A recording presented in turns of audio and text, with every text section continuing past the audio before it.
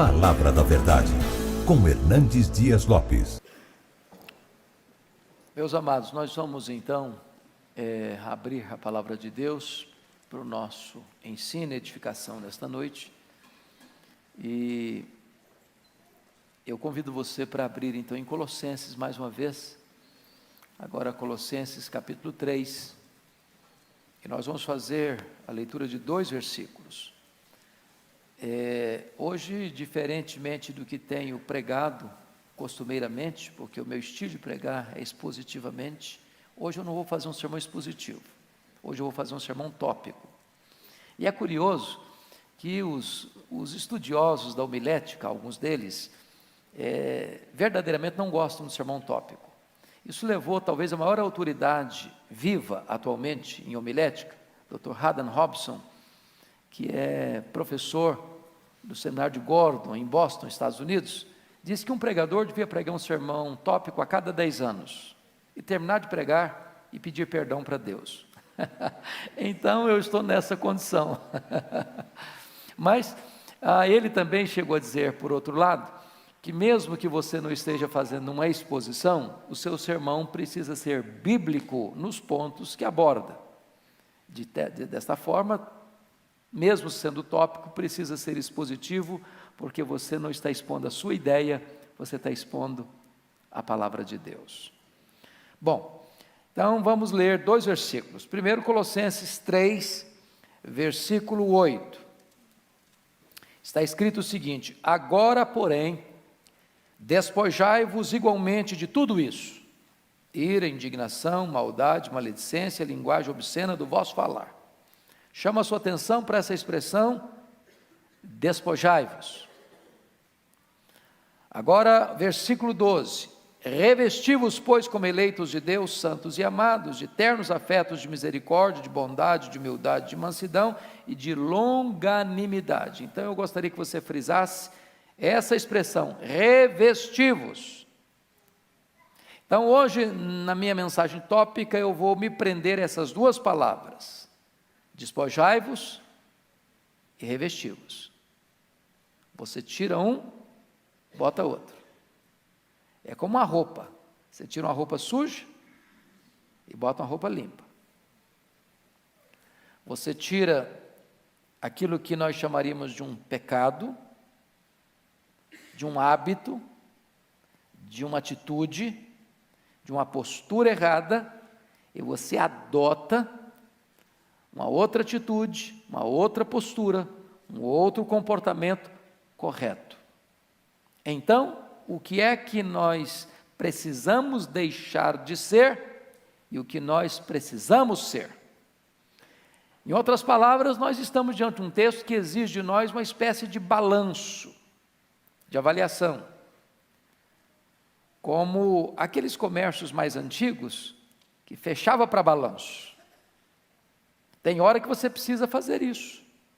Já dizia o pensador grego Platão, que a vida sem reflexão não é digna de ser vivida. A gente não pode ir levando a vida, empurrando a vida. Precisa parar, avaliar. O que eu estou fazendo está certo? A minha atitude é boa? A maneira como eu falo é adequada? A maneira como eu ajo é certa? A maneira como eu reajo abençoa as pessoas? A maneira como estou conduzindo a minha vida, está certo isso? Tem coisas que você precisa ter coragem de tirar, de despojar, de arrancar de você. E tem outras coisas que você precisa incorporar na sua vida, adotar na sua vida, acrescentar à sua agenda. Então, a vida cristã é constantemente uma ação de despojar e de revestir, de despojar, de revestir, de despojar e de revestir. A pergunta hoje é essa: o que é que eu devo tirar da minha vida? A outra questão é: o que é que eu devo acrescentar à minha vida? Então, para não ter nenhum desequilíbrio, eu vou mencionar 6 coisas que nós devemos despojar. Como roupa suja, você tira e bota no canto. E depois nós colocaremos 6 coisas que nós devemos vestir, nos revestir e agregar à nossa vida. Então, primeiro ponto, o que precisamos deixar de ser. Primeira coisa que eu sugiro a você, à luz do texto, à luz da palavra de Deus, você precisa deixar de ser uma pessoa intolerante. Você conhece gente intolerante? Já viu alguma? Já se olhou no espelho?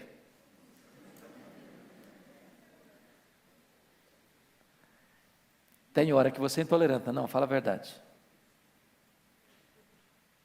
Tem hora que é muito difícil conviver com você, não é não? Tem hora que parece que você chupou limão desde o primeiro momento do dia. E às vezes você é intolerante dentro da sua casa. Polido com os de fora, amável com as pessoas de fora, mas em casa, duro no trato, rude nas palavras, semblante fechado. A Bíblia fala de um homem chamado Nabal. Ele era um cara rico, tinha muitos bens, tinha uma mulher bonita, tinha vários filhos. Mas a Bíblia diz que ele era duro no trato e ninguém podia falar com ele.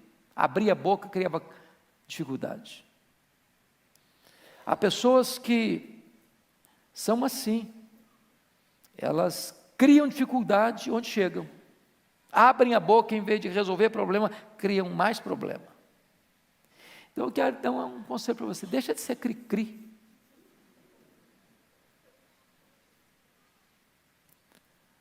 O maior gesto que você pode ter para ser maduro é ser parecido com Jesus. Quando Jesus abria a boca, ele abençoava. Os feridos eram curados, os desanimados eram encorajados, os que estavam acomodados no pecado ficavam perturbados. E desta maneira, eu gostaria que você agisse com as pessoas de dentro da sua casa, de dentro do seu trabalho, da sua convivência, como você gostaria que as pessoas agissem com você. Deixe de ser intolerante. Segunda coisa, o que é que você precisa deixar de ser? Você precisa deixar de ser uma pessoa pessimista. Você conhece gente pessimista? Que olha para a vida com lentes escuras? Que vê tudo nublado? Se você encontrar com ela 10 vezes no dia, depois que falar bom dia, fala, está doendo. Estou se sentindo mal. Você precisa dizer o que aconteceu comigo. Só coisa ruim. Só lamenta. Só murmura. Só reclama. Só tem palavra negativa. E essas pessoas depois ficam mais amargas, sabe por quê? Porque todo mundo foge delas. Elas espantam as pessoas. Porque você tem que tomar um sorrisal antes de começar a conversar, porque sabe que vai ter problema.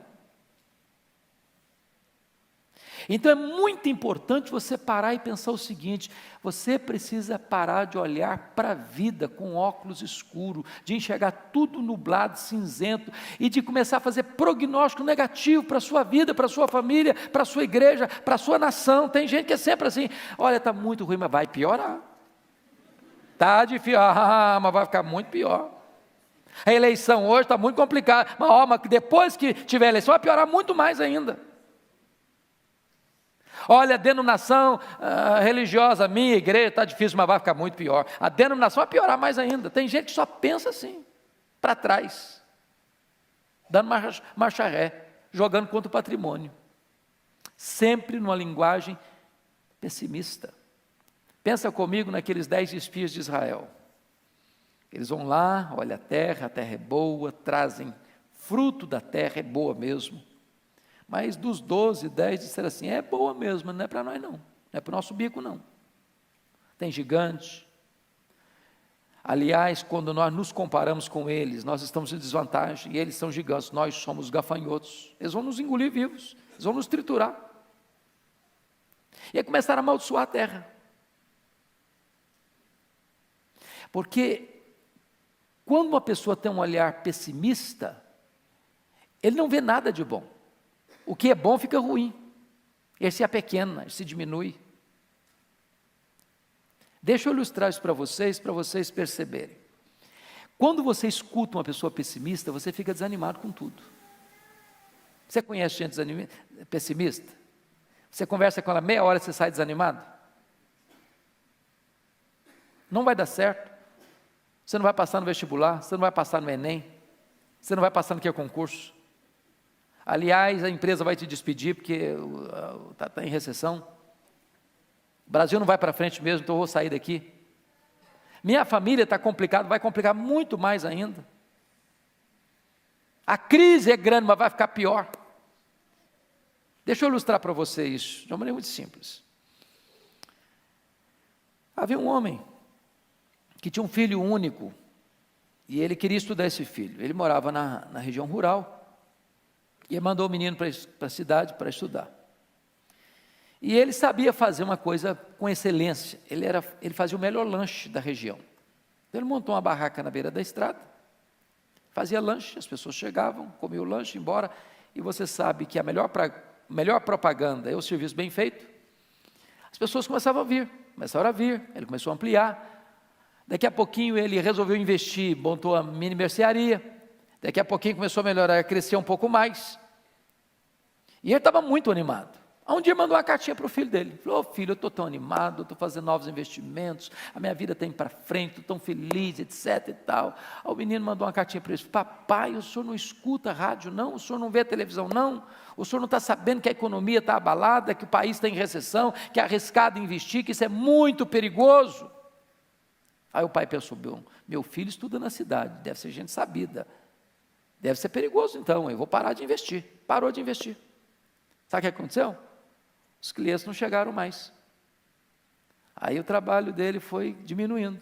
Aí a mercearia fechou.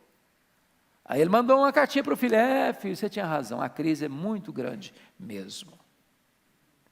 Quando você escuta os pessimistas, tudo fica muito complicado mesmo. Deixa de ser pessimista. Terceiro, você precisa deixar de ser uma pessoa rancorosa. Conhece gente rancorosa? Gente que guarda mágoa? Gente que congela sentimentos hostis no coração? Gente que é capaz de ficar em silêncio, parece que está tudo bem, mas é igual um vulcão que está cuspindo fogo lá por dentro.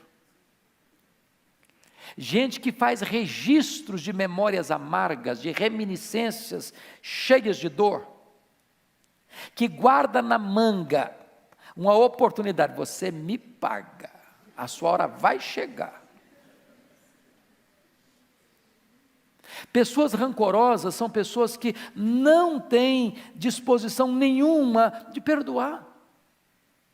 E eu vou dizer uma coisa para você: quando você tem raiz de amargura no seu coração, duas coisas vão acontecer segundo Hebreus 12:15. Primeiro, você vai ficar perturbado. Uma pessoa amargurada, irmãos, não tem saúde emocional. Uma pessoa amargurada não tem saúde espiritual. Uma pessoa que tem mágoa no coração, ela não consegue orar.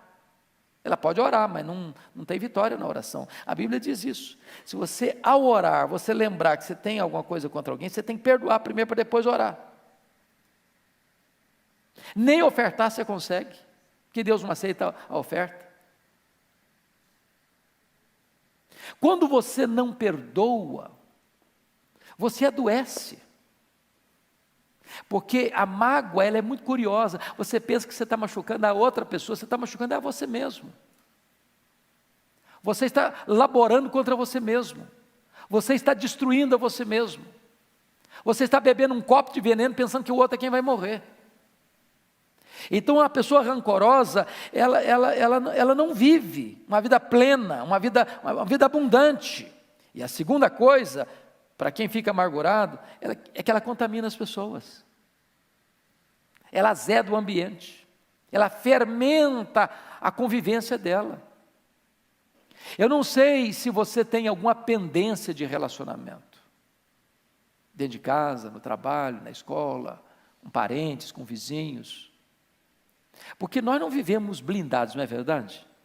Nós decepcionamos as pessoas nos decepcionam. E a única maneira de você viver uma vida cristã saudável, uma vida familiar saudável, uma convivência saudável, é você zerando a conta, é você perdoando, é você colocando aquilo que foi feito contra você, impensadamente ou planejadamente, seja um delito culposo ou seja um delito doloso, é perdoando. O perdão liberta, o perdão cura, o perdão asepsia na sua alma, é uma faxina na sua mente, é uma alforria no seu coração. Quando você perdoa, Deus limpa o seu coração e a sua vida fica leve. Então deixe de ser uma pessoa rancorosa. Quarto lugar, o que é que eu preciso deixar de ser? Eu preciso deixar de ser uma pessoa hipersensível. Você conhece gente hipersensível? Assim, bem melindroso mesmo, igual cristal. Gente que você precisa pisar em ovos para conversar. Você precisa medir com muita precisão suas palavras, porque a pessoa se melindra por qualquer coisa. Deixa eu dizer uma coisa para você, hipersensibilidade tem outro nome, chama-se orgulho. Orgulho. Tem crente hipersensível. Tem crente que qualquer coisinha diz, eu vou sair da igreja. Também não ponho os pés mais lá. Também não faço mais nada na igreja, porque eu fui fazer alguma coisa e me criticaram. E quem disse para você que ao fazer as coisas boas você não vai ser criticado? E quem disse para você que por estar fazendo as coisas certas você não vai ter oposição? E quem disse para você, pelo fato de você estar vivendo uma vida de santidade, você não vai enfrentar resistência? Deixa de ser hipersensível. Quer um exemplo? Vocês se lembram por que é que o rei Saul se desequilibrou emocionalmente? O que levou Saul à loucura? Uma música. Tem música que ajuda, tem música que enlouquece. Tem muita música que enlouquece, não é verdade, gente? Tem hora que eu fico pensando, tem dia que eu escuto uns negócios assim, eu falei, mas não é possível que isso aí é música, porque é uma loucura. Mas houve uma música que ficou lá na parada de sucesso mais de uma semana, a música, e a música era essa: Saul matou os seus milhares, Davi matou os seus 10 milhares. Essa música adoeceu o coração do Saul. Por quê? Despertou nele uma hipersensibilidade. Puxa vida, tem gente que está sendo mais honrada do que eu, e eu sou o rei. Você conhece gente que fica constrangida quando o outro é mais honrado que ele? Quando ele queria ter recebido os lauréis, os louros, os aplausos, e é o outro que recebe? Você sabia que nós temos mais facilidade de chorar com os que choram do que nos alegrarmos com os que se alegram? Porque nós somos hipersensíveis, nós somos vaidosos, soberbos, orgulhosos e queremos tudo para nós, e quando o outro é honrado, nós nos sentimos machucados por dentro, feridos, por causa da nossa hipersensibilidade.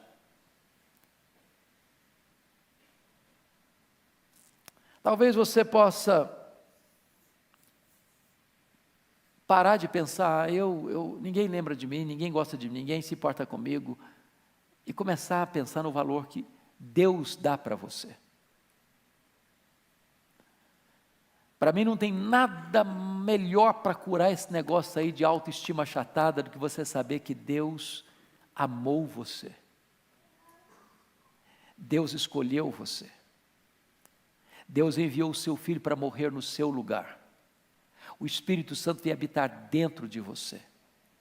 Você faz parte da família de Deus, você é herdeiro de Deus. Seu nome está escrito no livro da vida.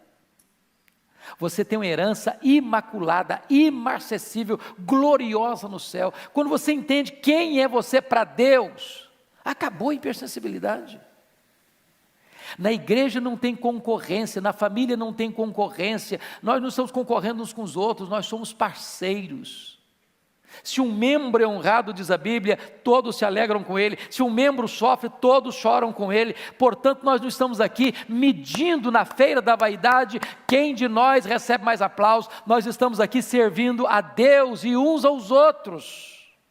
Isso traz cura para a nossa alma. Quinto lugar, o que é que você precisa tirar? Deixar de ser Você precisa deixar de ser uma pessoa incrédula.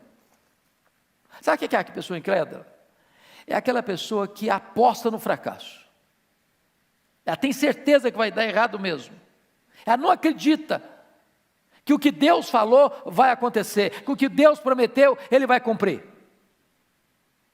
É aquela pessoa que já parte do pressuposto que não vai dar mesmo. É por isso que a ordem mais repetida em toda a Bíblia é esta: não temas, não temas, não temas, não tenha medo. O que Deus falou, Ele vai cumprir. O que Deus prometeu, Ele vai fazer. Então você não pode duvidar no seu coração, você não pode ter um coração incrédulo, você precisa ter um coração crente, confiante.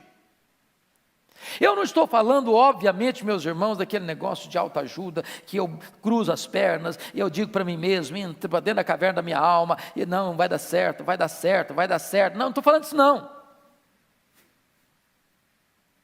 Eu estou falando de você crer que Deus é verdadeiro, que Deus é confiável, que Deus é fiel, que a sua palavra não cai por terra, que a sua promessa vai se cumprir, e você precisa acreditar que o que Deus fala na sua palavra, Ele é poderoso para cumprir. É por isso que a Bíblia diz que sem fé é impossível agradar a Deus. O que é que você precisa começar a crer de novo? Não acredita mais, tem que não acredita mais, na vida, no casamento, na família, na igreja, nas promessas. É preciso reavivar a fé. Para reavivar a fé, você precisa da palavra de Deus. Porque a fé não vem pelo milagre, a fé vem pelo ouvir e ouvir a palavra de Deus. Último lugar, sexto lugar. O que é que você precisa deixar de ser? Você precisa tirar, despojar.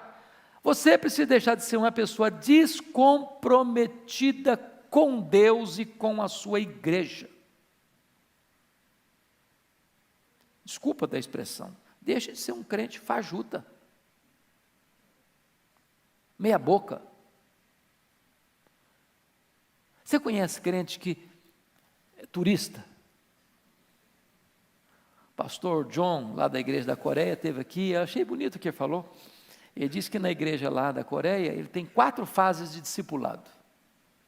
Fase D, fase C, fase B, fase A. A primeira fase, a fase D, é aquele crente que vai à igreja de vez em quando. De vez em quando. Eu conheço crentes que vão à igreja no Natal, depois no batizado, ou no batismo de alguém, amigo, depois na Páscoa, no Dia das Mães, e está muito bom.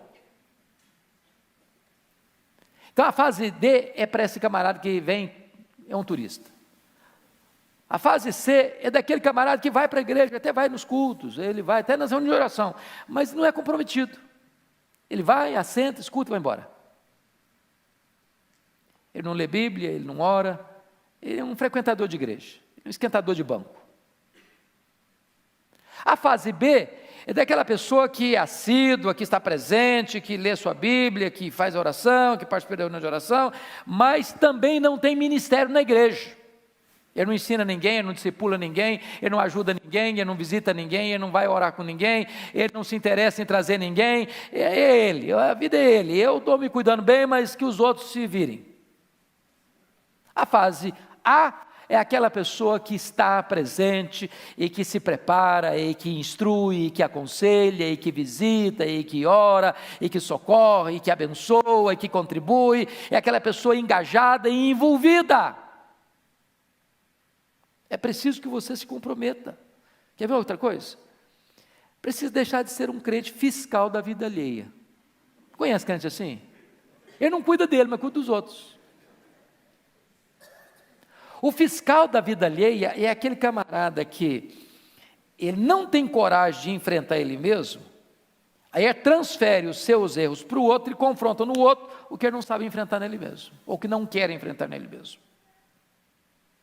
Ele é capaz de ver um cisco no seu olho, não ver uma trave que está no dele.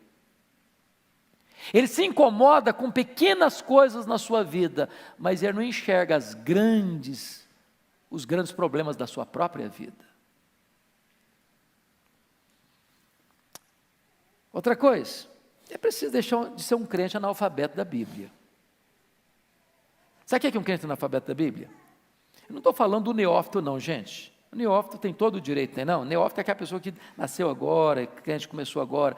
Mas tem crente de 20 anos da igreja, fala, meus irmãos, vamos abrir, igual brincando de ontem, vamos abrir em Ruth. Aí o cara começa a ler lá, quase perto de Apocalipse. Ruth, cadê Ruth? Cadê? Eu acho que não tem Ruth na minha Bíblia, não. Mas não é possível, você tem 20 anos de igreja. Está no beabá ainda. Não saiu do ABC. Ele pode escutar a maior heresia do mundo, ele bate pau. Ele não consegue saber o que uma coisa é outra, distinguir uma coisa de outra. Ele come na mão dos outros. Ele não é bereano. Ele não sabe ouvir e filtrar o que ouviu à luz da Bíblia. É preciso deixar de ser um crente analfabeto da Bíblia. Mais ainda, é preciso deixar de ser um crente carnal. Sabe o que é crente carnal? Eu não estou defendendo a tese que tem crente carnal não, viu gente? Que tem uma teologia errada, furada, que foi ensinado na década de 80, 90, que ensinava a seguinte coisa: existem 3 tipos de pessoas: o homem natural, o crente carnal e o crente espiritual. Então o homem natural é o homem que não é salvo, certo? Não é regenerado. Aí o crente carnal é aquele crente que ele aceitou a Cristo apenas como seu Salvador, mas não o recebeu ainda como seu Senhor. Quem está na cadeirinha do trono da vida dele não é Jesus, é o eu. Quem manda é o eu, não Jesus. Mas está salvo, vai para o céu. Isso não tem na Bíblia não. Não tem na Bíblia não. Ou Jesus é o Senhor da sua vida, ou Ele não é o seu Salvador.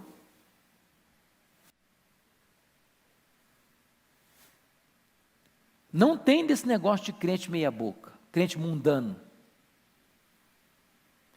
Deus não nos salvou no pecado, Deus nos salvou do pecado. Então a única prova que você tem que você é um salvo é se você é santo. Não pense você que vivendo uma vida mundana, eu estou salvo, não, eu fui eleito, eu sou um eleito de Deus, eu posso ver do jeito que eu quiser, porque estou garantido, coisíssima nenhuma. A única evidência que você é um eleito de Deus é se você é santo, é irrepreensível. Quem não ama a santidade é porque nunca nasceu de novo. Então você precisa deixar de ser um crente carnal. Agora vamos olhar o outro lado, versículo 12. Revestivos, você tirou, despojou, tirou a roupa suja, agora é hora de você começar a vestir coisa nova, coisa limpa. Então o que você precisa ser? Em primeiro lugar, você precisa ser um crente cheio do Espírito Santo. Um crente cheio do Espírito Santo. E eu vou fazer uma pergunta para você, não precisa levantar a mão. Você é um crente cheio do Espírito Santo? Um dia um diácono chegou para o Dr. Billy Graham, diz assim: Dr. Billy Graham, tem um membro da nossa igreja, um diácono da igreja, que devia ser disciplinado. Mas por que, meu irmão, que eu devia ser disciplinado? Devia ser disciplinado porque está bebendo, está enchendo a cara, está chegando em casa bêbado. Aí o Dr. Billy Graham disse: é verdade, mas deixa eu fazer uma perguntinha, você está cheio do Espírito Santo? Ah, pastor, quer dizer, cheio do Espírito Santo? Então não. Bom, meu irmão, então deixa eu dizer uma coisa para você. Sabe o que a Bíblia diz? E não vos embriagueis com o vinho no qual há dissolução, mas enchei-vos do Espírito. Tem 2 ordens aí, uma negativa, outra positiva. Da mesma maneira que é um pecado você ser uma pessoa embriagada, cheio de vinho, também é pecado você não ser cheio do Espírito Santo. Porque ser cheio do Espírito Santo não é uma opção, é um mandamento.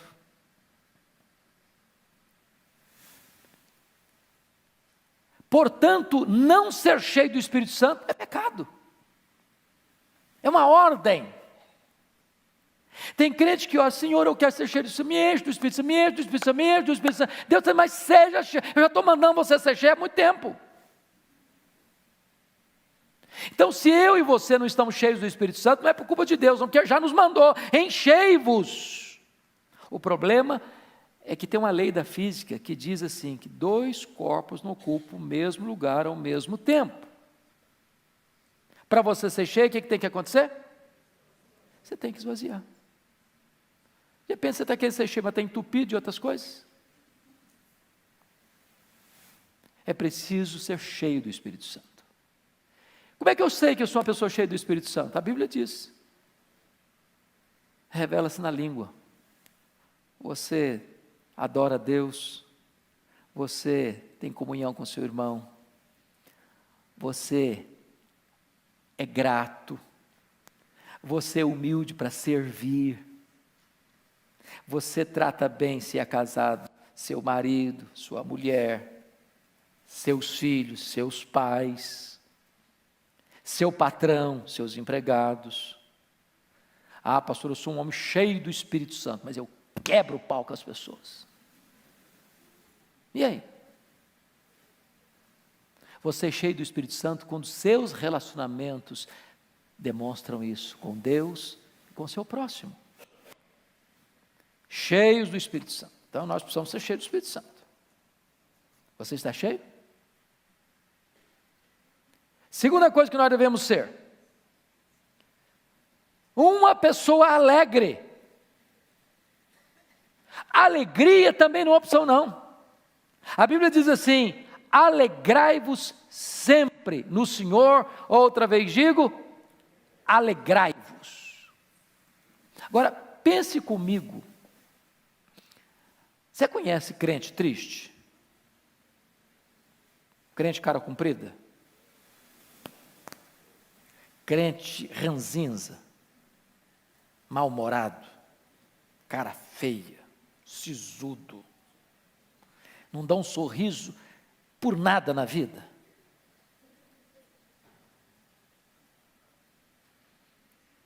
Meus irmãos, a alegria do Senhor é a nossa força, diz a Bíblia.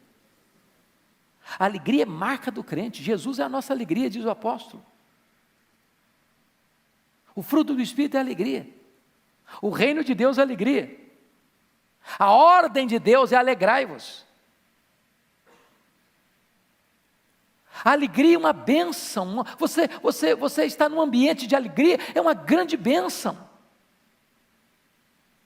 Então, não é possível que você, tendo um encontro com o Evangelho, com a graça de Deus, ser salvo, ter o Espírito Santo dentro de você, ser selado com o Espírito Santo, ter o nome no livro da vida, ser herdeiro de Deus, ser coerdeiro com Cristo, ser cidadão do céu, ser ovelha de Cristo, ser menino dos olhos de Deus, ser herança de Deus, ser a joia preciosa de Deus e viver triste.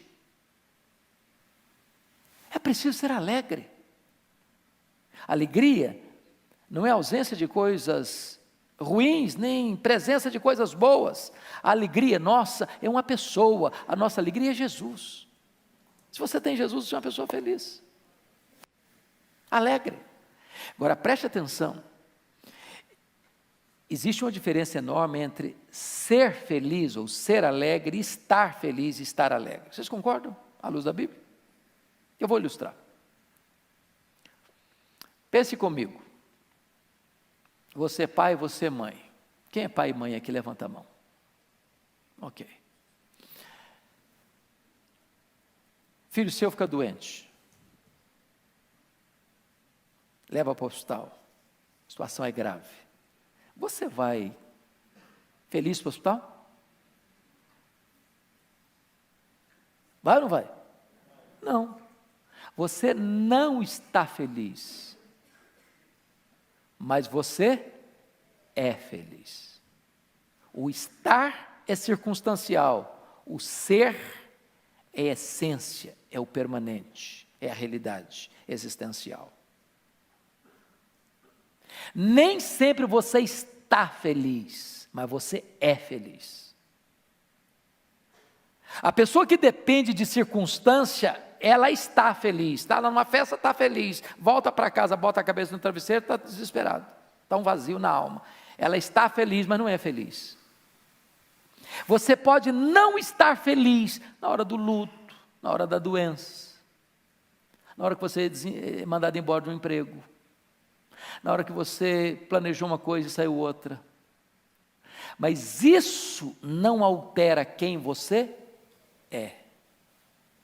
Vocês lembram da experiência do Dr. Spafford, aquele advogado presbiteriano de Chicago, convertido pelo ministério de Dwight Lyman Moody, quando ele sofre um revés financeiro e aquele terrível incêndio que destruiu boa parte da cidade de Chicago na época, ele foi profundamente abalado financeiramente. Depois desse incêndio, ele tinha 5 filhos, um menino e 4 meninas. O menino morre, a dor aumenta, ele planeja uma viagem para a Europa com a família para aliviar o coração, e na véspera da viagem não consegue embarca a esposa e as 4 filhas com a promessa de, na semana seguinte, encontrar-se com elas na Europa, e quando a esposa e as filhas embarcam, o navio naufraga, e as 4 filhas morrem. E a esposa manda um telegrama para ele assim: salva, porém só. E ele toma um navio, pede ao comandante para mostrar para ele o local do acidente, e quando o navio estava sendo surrado pelas ondas, o Deus que inspira canções de louvor nas noites escuras,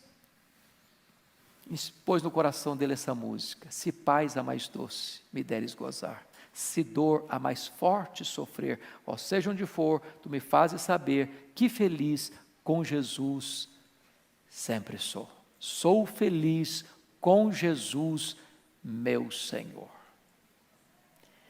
Quando você tem Jesus, você é feliz. Então seja uma pessoa alegre. Terceiro, o que você precisa ser? Você precisa ser uma pessoa amorosa. Amorosa. Sabe o que a Bíblia diz lá em João 13, 34, 35? Novo mandamento vos dou, que vos ameis uns aos outros, assim como eu vos amei, que vos ameis uns aos outros. E nisto conhecerão todos que sois meus discípulos, se tiveres amor uns pelos outros. Agora deixa eu dizer uma coisa para você. Tem gente que ama, mas não diz. Conhece gente assim, que não sabe falar? Talvez você aqui, criado lá no interior, ou lá na roça, ou numa cultura mais assim, prezada um pouquinho, os pais amavam os filhos, mas muitos pais não sabiam dar um abraço nos filhos. Não sabiam o que é dar um beijo no filho. O filho cresceu da infância à fase adulta, nunca escutou do pai: meu filho, eu te amo. Nunca. Embora saiba, ou sempre soube que o pai amava. Eu não sei como é que é você, como é que é a sua estrutura, como é que você faz com isso dentro da sua casa, mas você precisa aprender, se ainda não sabe disso, aprenda a dizer eu te amo, aprenda a dizer. Nós precisamos ouvir isso. Segundo, você precisa demonstrar amor, em gestos pequenos, em gestos grandes. Quer ver um exemplo? Eu nunca esqueci de um conselho de um presbítero amigo meu, que o Eduardo Brito aqui conheceu também, presbítero Dário Neves de Moura. Ele disse uma coisa para mim. Diz: pastor Hernandes, pai tem que ajudar filho quando o filho precisa. Eu nunca esqueci aquela frase dele. Porque tem pai que, embora possa ajudar filho, tem condição financeira boa para ajudar filho, o filho passando uma magrela e ele não estende a mão. Aí depois que morre, deixa tudo para os filhos. Tudo. Mas deixar tudo para o filho depois que morre é lei. A lei manda. Tem hora que você precisa demonstrar que você ama com atitudes. Nós vamos ser considerados discípulos de Cristo, não é pela doutrina que defendemos, embora isso faz parte. Não é pela placa da igreja que nós frequentamos, isso faz parte. Mas você é conhecido como discípulo quando você ama. Mas que tipo de amor? Como Cristo me amou. Se Cristo me amou e deu sua vida por mim, a prova que eu amo é se eu amo meu irmão e dou minha vida por ele. Nós precisamos amar. Uma igreja que ama é uma igreja que é revolucionada. Eu conheço um colega de Belo Horizonte, que ele teve uma experiência muito bonita com Deus, e a coisa que Deus mais pôs no coração dele foi essa: você precisa amar. E a igreja que você é pastor precisa ser conhecida na cidade como uma igreja que ama. E esse pastor um dia me disse o seguinte, que ele voltou desse encontro, onde ele teve essa experiência linda com Deus, e já nos primeiros meses, ele começava a pregar, e as pessoas começavam a chorar nos bancos, e ele sentia que alguma coisa diferente estava acontecendo. Ele começou a perceber que a postura dele tinha mudado automaticamente, uma coisa assim linda, que Deus foi tratando, Deus foi transbordando o coração dele, os gestos deles mudaram. Um dia ele estava fazendo barba, e preparando para ir para a igreja, a menininha dele de 5 anos se aproxima lá e ficou olhando para ele, fazendo a barba, disse: papai, sim filha, o senhor está tão legal. Dizia que aquilo derreteu o coração dele, porque ele percebeu que a menina de 5 anos tinha notado, sem que ele falasse nada, que a postura dele tinha mudado dentro de casa e na igreja. A pessoa que entrar por aquela porta, ela precisa sentir algo tão sublime na pessoa que chega, que dá um abraço, que aperta a mão, que dá um sorriso. Ela precisa sentir que ela é bem-vinda, que ela é amada, que ela é querida, que ela é preciosa. Eu fui a Quacisabanto, onde aconteceu um grande avivamento na África do Sul. A coisa que mais me marcou lá foi amor.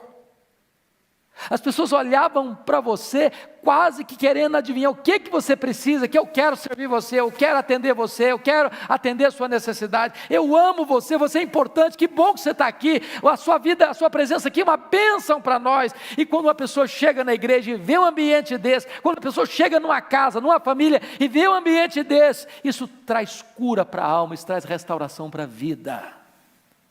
Nós precisamos aprender a amar. Quarto lugar, o que eu e você precisamos ser? Uma pessoa generosa. Oh, meus irmãos, que bênção que é ser uma pessoa generosa. Sabe o que a Bíblia diz? A alma generosa prosperará.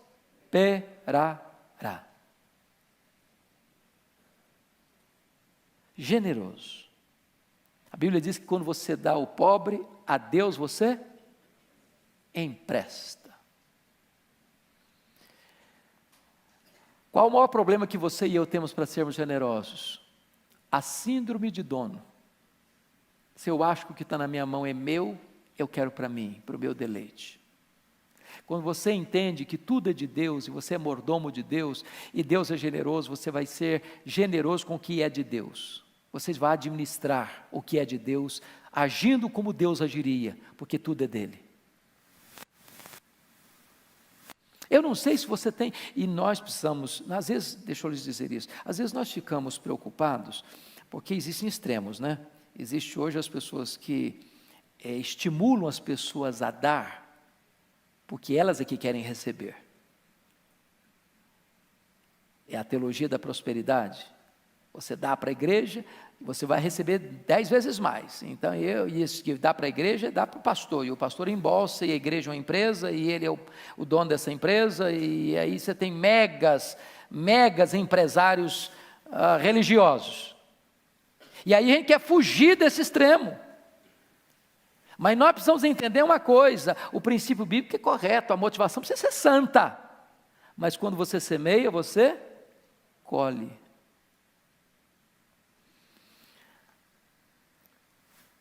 Deus não fica devendo ninguém. Então comece a ser generoso. Alguém disse o seguinte: pastor, mas eu não tenho nada para dar, não. Eu sou muito pobre, o que eu ganho não dá nem bem direito para mim. Deixa eu dizer uma coisa para você: ninguém é tão pobre que não possa dar, e ninguém é tão rico que não possa receber. Generosidade não tem a ver com quanto você tem, mas quão generoso é o seu coração. Deus me fez experimentar isso de uma maneira muito linda nos Estados Unidos.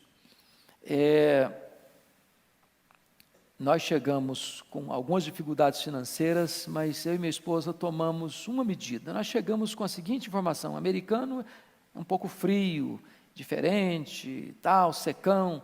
A nossa experiência foi 100% o contrário disso. 100%. Nós queremos ir para abençoar. Minha esposa cozinha muito bem, graças a Deus, eu fico muito feliz por isso. Que eu faço um ovo cozido, que é uma coisa espetacular. E o que nós fazíamos? Fazíamos a comidinha gostosa. E toda semana a gente escolhia uma casa. Aí batíamos na porta, nós viemos trazer uma comida para vocês. Deus abençoe, então voltar para casa. Outra semana, outra família. Outra semana, outra família. Começamos a descobrir que tinha velhinhos lá, cujos filhos moravam na cidade, tinha mais de ano que não ia lá ver os pais. Quando os velhinhos recebiam aquele prato de comida e um sorriso nos lábios, eles começavam a chorar. A chorar. Estava vindo embora, tinha que vender meu carro, que era velho, e estava avaliado num valor de 3.500. O pastor, meu vizinho, falou: rapaz, eu só tenho 2.000, eu não tenho mais, mas eu preciso do seu carro. Na hora Deus falou: entrega o carro para ele. Pode entregar o carro para ele. O 1.500 do outro é generosidade. Aí eu falei: tá bom, pastor, o senhor fica com o carro pelos 2.000, não tem problema não. E eu estava vindo. Aí fui olhar um presente para o meu sogro, $300. Tá bom, vamos lá comprar o presente. Aí eu falei: não, mas você fica com o carro até você me entregar. E eu fiquei tão impressionado com aquilo que nós cuidávamos de uma escola que os meninos estudavam, e a minha esposa foi lá concluir esse trabalho, nós já estávamos com tudo pronto, as malas feitas, a casa já fechada praticamente. Aí ela me liga: corre aqui porque eu bati o carro. Quer dizer, carro vendido e não entregue, batido é uma complicação, né? E eu fui para lá preocupadíssimo. Uma caminhonete truque bateu na traseira, era um Toyotinha antigo, velho, daqueles mais reforçados. A picape saiu rebocada, com o radiador todo arrebentado. Quando eu cheguei, não tinha nada na traseira do carro. Sabe o que é nada? Falei: cadê o carro batido? Mas o guarda estava lá, olhando e tal. Voltamos para casa sem nada, não precisou nem falar com o dono do carro que estava batido, não tinha nada mesmo. Meia hora depois chega o carro da polícia, o guarda de trânsito, uma cidadezinha pequena. Cadê o carro? Era outro guarda.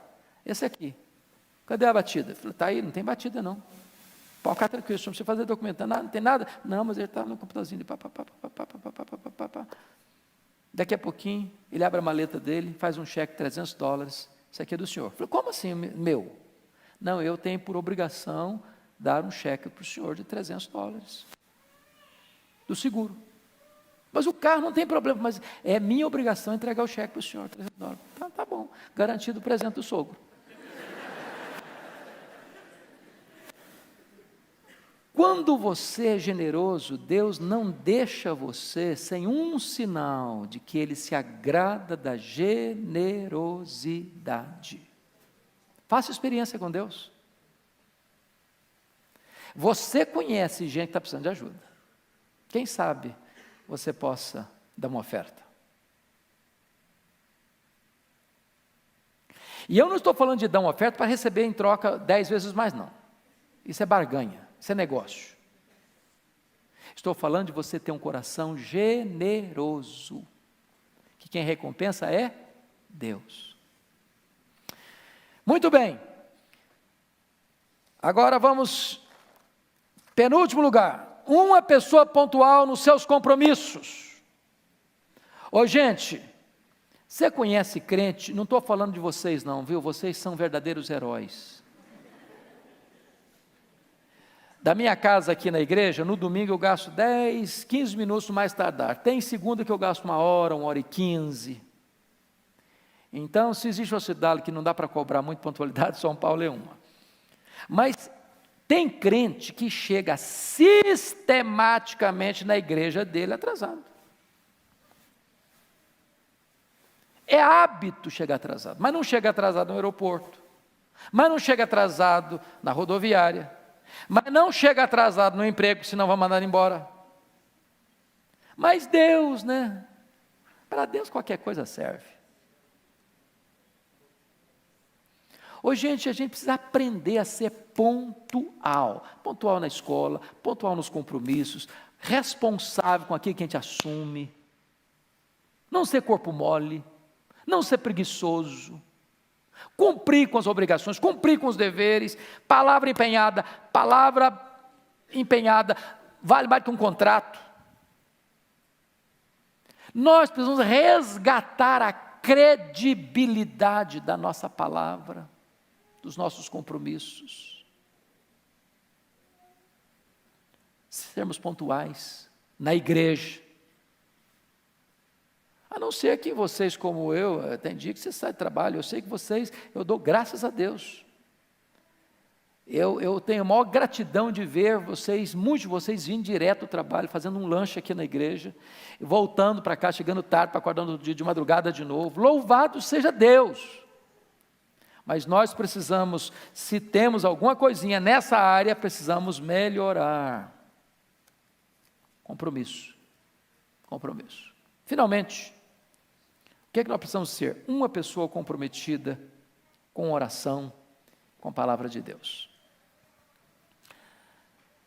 Eu não vou pedir você levantar a mão, mas quantos de vocês já leram a Bíblia toda? Gênesis, Apocalipse. Já leu, filhote?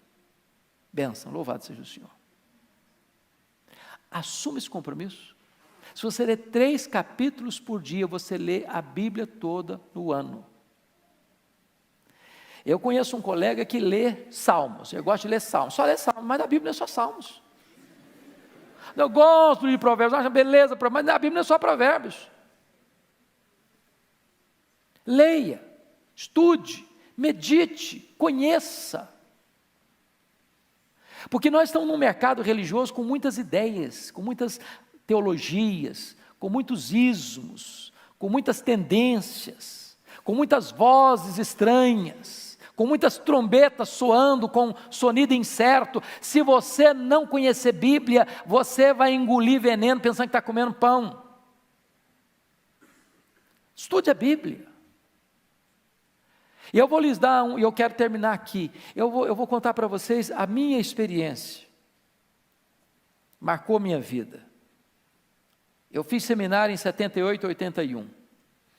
E eu era um aluno razoavelmente responsável, bastante responsável com os meus estudos. Até porque eu era muito ruim de bola. Então, meus colegas jogavam bola, eu era a reserva dos pernetas, chegava lá, ninguém me escolhia para jogar. E quando eu era o último escolhido e ficava no time mais fraco, já levava uma goleada com 10 minutos e eu ia embora. Falei, agora meu jeito é estudar mesmo, não adianta.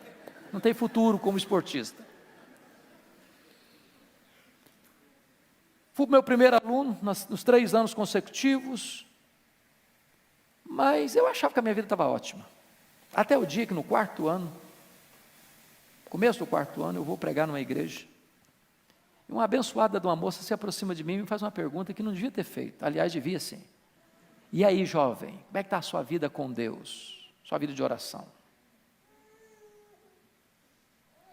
Mas ela não perguntou aquela vidinha de rotina, não, de orar de manhã, no café da manhã, no almoço, na janta, aquela oração assim, do ritual. Ela foi mais fundo na coisa.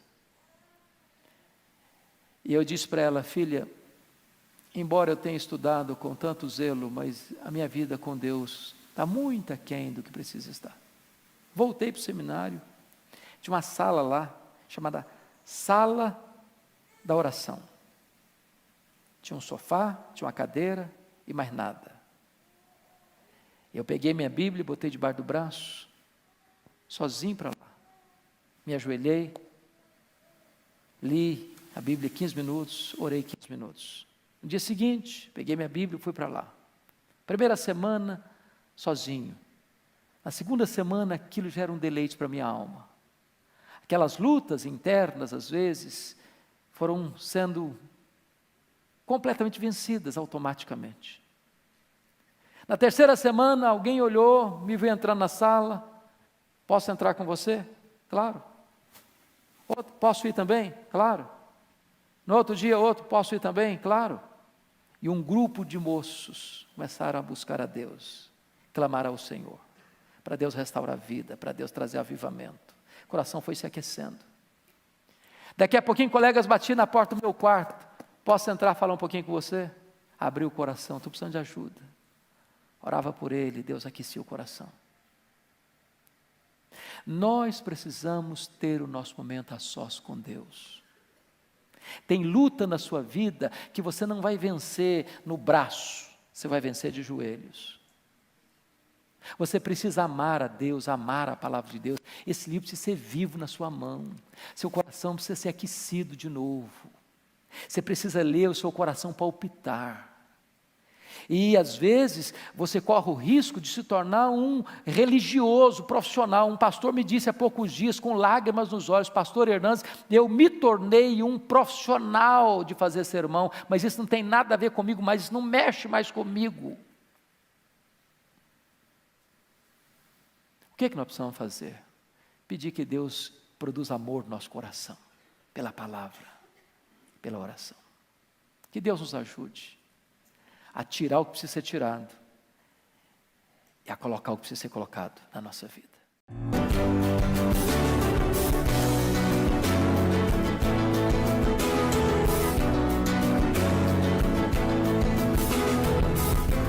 Palavra da Verdade, com Hernandes Dias Lopes.